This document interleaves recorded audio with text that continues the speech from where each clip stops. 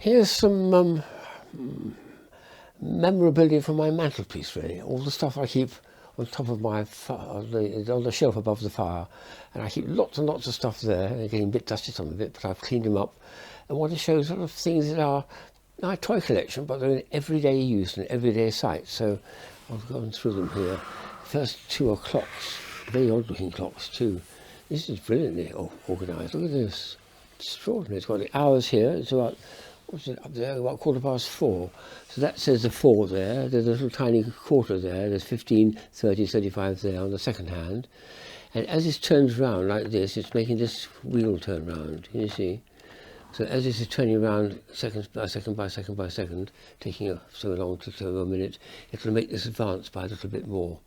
And it's very easy for me, of course, when it comes to putting the clocks back or forward. I simply do that and move that back and forward like that. So it's one of the clocks I've got in my collection which I can very easily adjust when it comes to spring and spring forward and fall back for the clocks and things. That's a nice design. It's got a battery inside, just a simple battery. I have to say I don't have it on very much, so I don't need to worry about the batteries leaking or anything, because very often it hasn't got a battery in it. But it's something that I like to draw attention to it occasionally, because it's a very, very nice and unusual design of clock. This one I got at Exploratory in San Francisco about 30 years ago. Extraordinary idea. It's a clock that you can, I hear it at night time from my bedroom. I can hear it chiming away.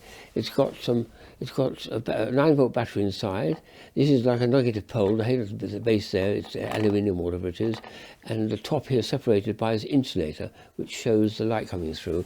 And when you want to, in the hour, it'll do it automatically without touching. But if you want to find the time any time during the hour, you touch top and bottom, and it automatically chimes. Oh, interesting.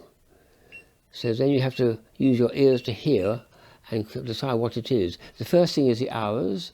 The second higher note, a bit softer, is the tens of minutes, and the last one is the minutes. So here we go again. 1, 2, 3, 4, 4 o'clock, 10, 20, 10, 4:20, 2, 3, 4, 5, 7. If I counted out to about 20 minutes, 26 minutes or so past 4 o'clock. And every time you do that, it'll chime it for you. If you leave it alone, it'll just come out once on the hour and just do the hour. And I hear that going through the night. If I get up to go to the bathroom or something, I hear this chime away merrily and also flashing, which is very sweet. So a very unusual and much loved clock on my mantelpiece.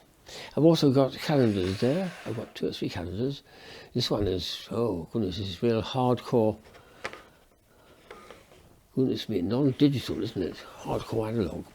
This is one which I enjoy every month. At the end of each month, on the last day, I pick this up, take it to the kitchen, sit there having breakfast, and then adjusting. I'm going to slide these pieces around, do a bit of thinking, because every now and then I get muddled up and I can't swap 2 pieces over because you have to have symmetry and things.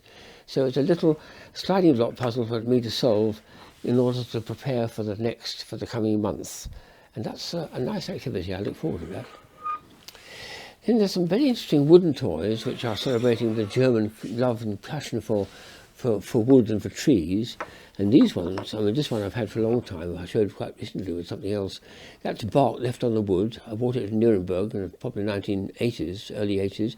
They even sometimes leave a bit of the moss on there. They don't take it off to show it really is from a real piece of wood that's turned into a house. But this is much more interesting because I hadn't spotted until literally this, when I was preparing for this film, that there's something very clever about the manufacturing of this. How do they actually construct this? If it's made of wood, did they make that and stick it together?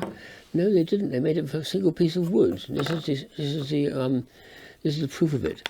This tiny little thing here, on the outside, is bark. It's the original bark of the wood. So we're talking about a log like that, which had been cut in the forest, cut here, so you've got a log of wood exactly the size of this cardboard tube. You then take it off and put it in a lathe, a wood lathe, and you've got to first of all drill lots of wood away from there in order to create the leg of the toadstool. And then when you finish that, you've got a nice little cone at the top, and you then, with a cutter, cut down there to make a proper little hat, which is what a toadstool looks like, or a mushroom. And then it's ready to use as an ornament. There's a bigger and a smaller one. So they're both being made just by cutting away and excavating a little piece of wood about that big, no more than that, and turning it into a very delicate little toadstool. I think it's a charming art form, that.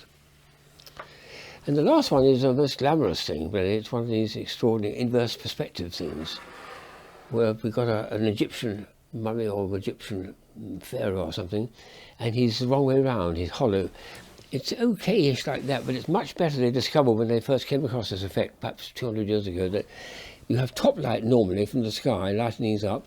So if it's reverse, an inverse of that is to have bottom light from underneath, and I'll turn it on now and make it come alive. Because now you've got a much more realistic face to look at, because the lights come from underneath and it's a hollow face. And if we then get the camera to move around, something very strange happens, because it follows the camera, but it goes much faster and overtakes the camera, and when it's 45 degrees of the camera, it's actually turned almost 90 degrees to the head. So it's going at twice the speed. If you go back again, the Egyptian will follow you and go past you, and is now looking beyond you to the right hand side. So it doubles the amount of the movement as you're staring at it and moving from left to right. An extraordinary thing and a lovely piece. I don't always have it switched on, but it is sitting there on my mantelpiece to amuse and interest people when they come to visit.